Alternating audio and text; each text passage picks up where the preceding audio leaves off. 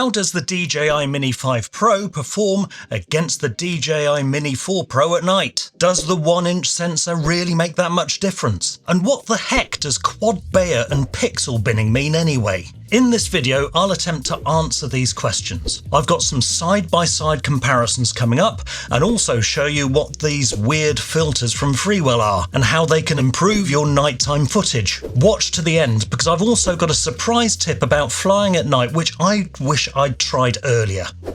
So let's get on with it. Night flying is one of my favourite things to do.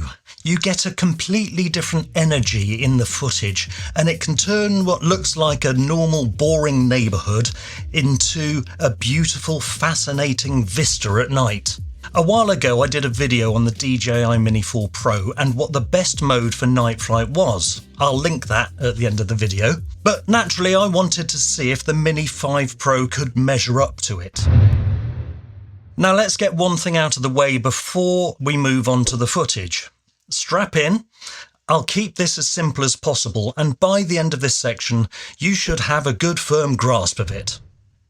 Nope. When any modern camera manufacturer refers to the size of their sensor being 1 inch, this is just the name for the sensor size. They are rarely 1 inch across. This is a throwback to the measurement of the tube of the camera from decades ago. Similarly, with the 1/1.3 specification of the Mini 4 Pro sensor, it's not specifically that size. But the important thing to note is that relative to each other, the Mini 5 Pro sensor is roughly 40% larger than the Mini 4 Pro, which means it can gather more light and therefore get more detail. The Mini 5 Pro sensor has a resolution of 50 million pixels, whereas the Mini 4 Pro has a resolution of 48 million. Now, those of you that are good at maths are probably thinking, so if the sensor on the Mini 5 Pro is 40% larger, then why hasn't it got 40% more pixels? Good question. Thank you for asking. It means that each pixel on the Mini 5 Pro's sensor is larger,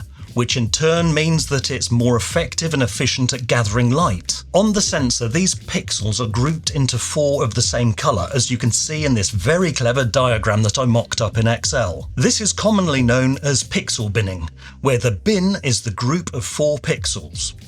When shooting in low light, the Mini 5 Pro uses these groups as kind of super pixels, gathering in as much light as possible. So even though technically the sensor has a resolution of 50 megapixels, using this super light gathering method makes it effectively a 12.5 megapixel sensor. For some reason DJI just round this down to 12 megapixels in their marketing though. It's probably because of some sort of cropping or something that's going on that brings it down to that.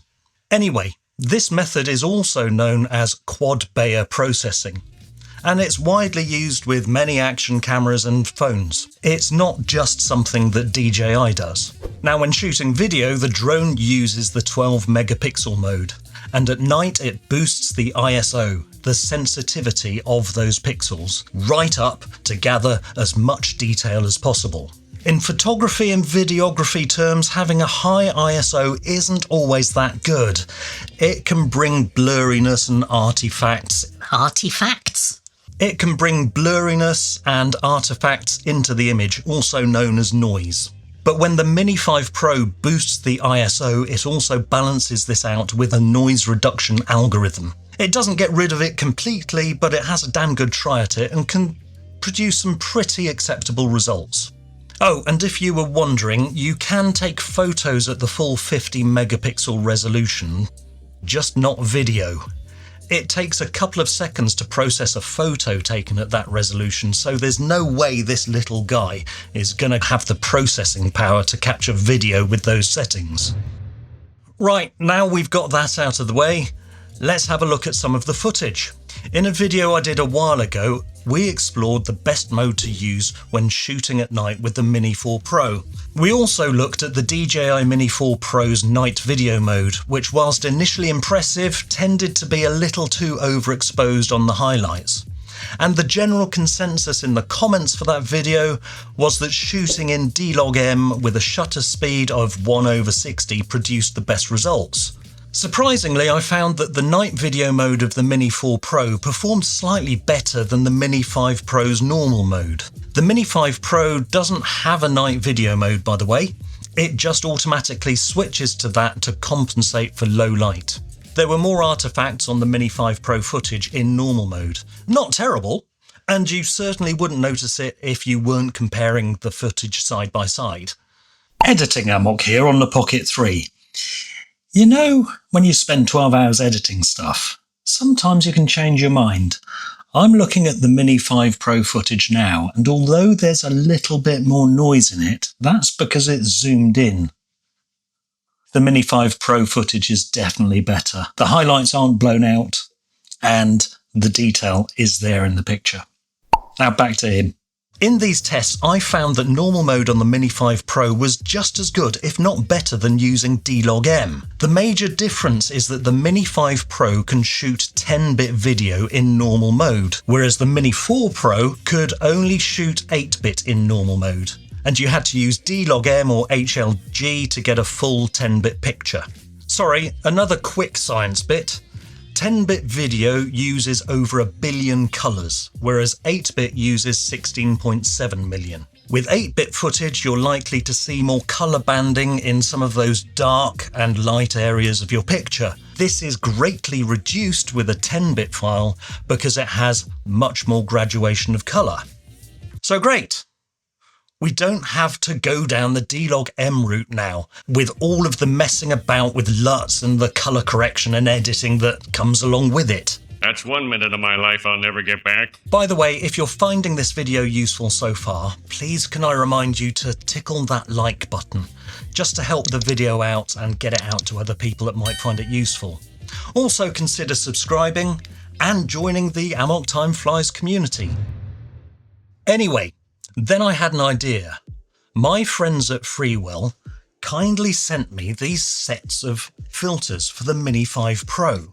I'm not sponsored, by the way. I just happen to really like Freewell filters and use them in all of my videos, and Freewell send them to me for free. I'd probably buy them anyway, but just don't tell them that. They sent the usual set of neutral density filters and polarized light filters. You can see what these types of filters do in several videos on the channel. But the pack that really intrigued me was what Freewell call the Everyday Pack. This has got 4 filters in it. A plain polarized light filter, which helps reduce reflections and can enhance colors in your footage. A UV protection filter, which in my opinion is basically just useful for protecting your lens from scratches and fingerprints. But it also has a light pollution reduction filter and a quarter glow mist filter. I had similar filters for the Mini 4 Pro, but never really got around to trying them out. I thought that the light pollution filters were for astrophotography, so why would I put one on my drone? And I tried the mist filter during the day and it just seemed to reduce the detail in the picture. But when I used these filters at night, I was genuinely surprised and interested. The light pollution reduction or LPR filter tones down the orange streetlights a bit and seems to help clean up the picture, so you get clearer detail and more natural colours. As for the glow mist filter, this adds a really nice glow to the lights. I think the technical term is halation. Have a look at this fan. The taillights create a nice red glow around the whole vehicle. So, definitely worth picking up that pack from Freewell whilst you're shopping for your ND and polarised light filters.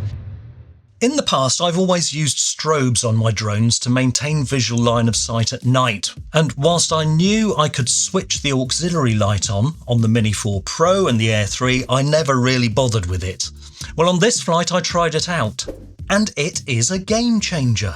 Because the light is shining downwards, you can see the drone from just about any angle. Whereas with strobes, it's always been a bit awkward working out where to place them. I was concerned about how much effect this would have on flight time. And whilst I didn't really do a scientific test, that's for another video, I found very little difference versus using a strobe. And of course, the good thing is that without a strobe, you're not increasing the maximum takeoff weight of your drone either, which can be an issue in some countries. Before flying at night, please do check the laws for your country though, as they do differ from territory to territory. For example, the poor old Aussies aren't allowed to fly at night at all. Sorry guys. Well, at least you get better weather than in the UK and can barbecue whenever you want. If you want to get your hands on any of those filters or indeed anything from Freewell gear, use the link in the description and the discount code AMOKSPECIAL. This means you can get 10% off anything on their website. So thank you very much to Freewell for that. Alternately, you can use my Amazon affiliate link. Whichever you use, the channel will get paid a very small commission to help keep it going, but it won't cost you any more. Let me know in the comments which combination of video mode and filter is your favourite and how you fly at night. In the meantime, if you want to see the full Mini 4 Pro night mode comparison, then that's here. And if you want to watch this absolutely awesome video, then click here. I don't know what video that is. It's awesome though. Can't wait till I'm back up on my feet again.